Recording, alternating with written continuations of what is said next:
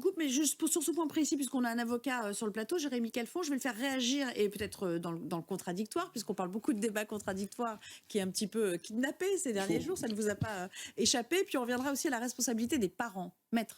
Oui, alors d'abord, moi je suis d'accord avec Pierre Marissèvre sur le fait que le dispositif existant est assez satisfaisant, c'est-à-dire une possibilité pour le juge de lever l'excuse de minorité entre 16 et 18 ans, pas seulement sur la gravité de l'infraction, mais aussi sur la personnalité du mineur et sur son environnement. Quand vous êtes avec de la criminalité organisée, naturellement, on peut imaginer que le juge pourrait être plus enclin à lever l'excuse de minorité que pour un adolescent primo-délinquant qui était absolument seul. Mais néanmoins, 15 ans, voilà. Néanmoins, d'abord, lever l'excuse de minorité pour les moins de 16 ans, première question, pourquoi faire ?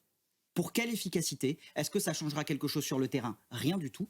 Deuxièmement, est-ce que vous avez déjà eu en face de vous un mineur de 15 ans qui a commis un crime ou un délit ? Moi, j'en ai eu et j'en ai tous les jours, ou presque. Eh ben, je peux vous dire que ce sont des gens qui sont des êtres en devenir, qui ne sont pas formés, qui sont immatures, et évidemment qu'on ne peut pas les traiter comme des majeurs. Je vais juste vous raconter une petite histoire, une toute petite anecdote.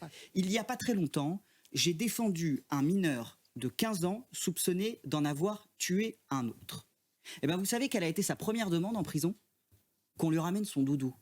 Parce que à 15 ans, vous n'êtes pas formé. Vous ne pouvez pas être traité comme un adulte. Ça n'est pas possible. Est-ce que vous êtes d'accord pour mettre ce bémol sur les 15